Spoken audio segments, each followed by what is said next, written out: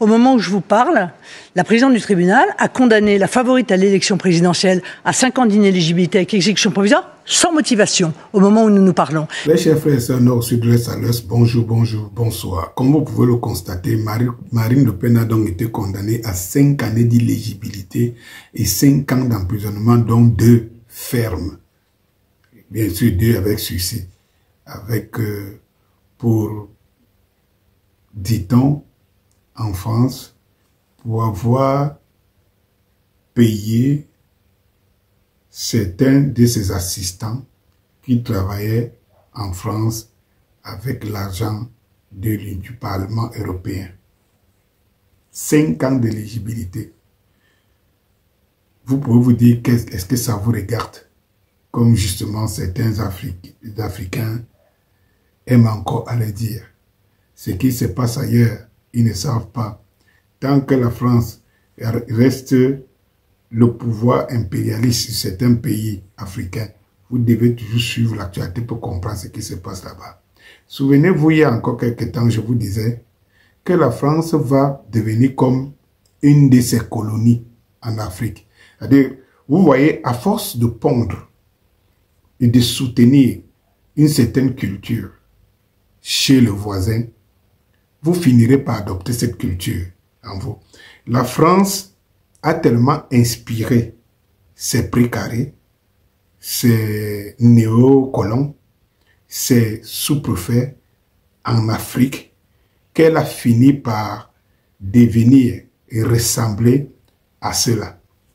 Eh bien, ceci n'est pas sans conséquence. Cela veut dire que la France est en train de trouver le chemin, une fois de plus, que j'ai eu à tracer en disant, d'ici 20 ans, d'ici 30 ans, la France sera moins que certaines de ses colonies. La France sera moins que certaines de ses colonies. Ça ne commence qu'à venir. Lorsqu'on donne 5 ans à Marine Le Pen pour détournement de fonds publics, mais pas selon la loi française elle-même, pas avec le but de s'enrichir. Cela veut dire que on t'accuse d'avoir utilisé de l'argent pour payer des gens qui font presque le même boulot que vous. Mes chers frères et sœurs, la France est en train de basculer. Lorsqu'il a commencé la République de la France de Brie-Brie, ici, les gens n'ont pas compris, et je pense que certains Français ne sont pas en train de comprendre, qu'ils sont en train de se mettre dans la peau, petit à petit, dans la peau des Africains. Vous savez, pendant longtemps, on a préparé les Africains à être sous domination, à être des idiots utiles, voire même inutiles, à être au service de quelqu'un, d'un clan, à être soumis à l'ordre établi. Les Français, petit à petit, ne se rendent pas compte qu'ils sont en train d'être assujettis à l'ordre établi. Cette France qui manifestait et tout, cette France qui était debout, aujourd'hui en train de perdre les pédales. Les Français perdent les pédales au profit d'un ordre établi dont eux-mêmes ne maîtrisent ni la tête ni la queue.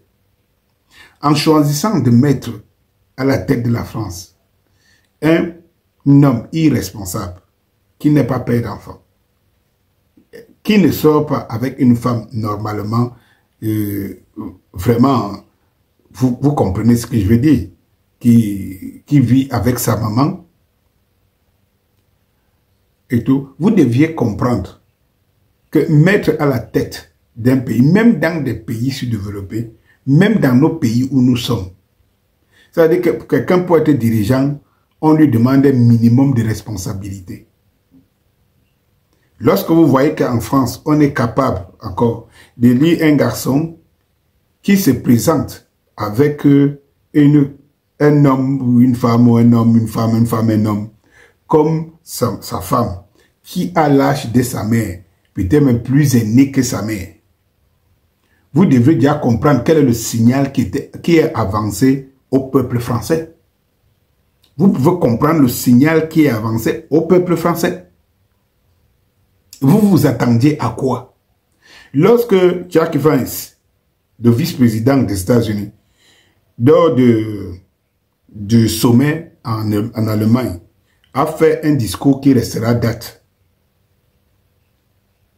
sur le fait que l'Europe perd sa démocratie et devient de plus en plus des États autocratiques.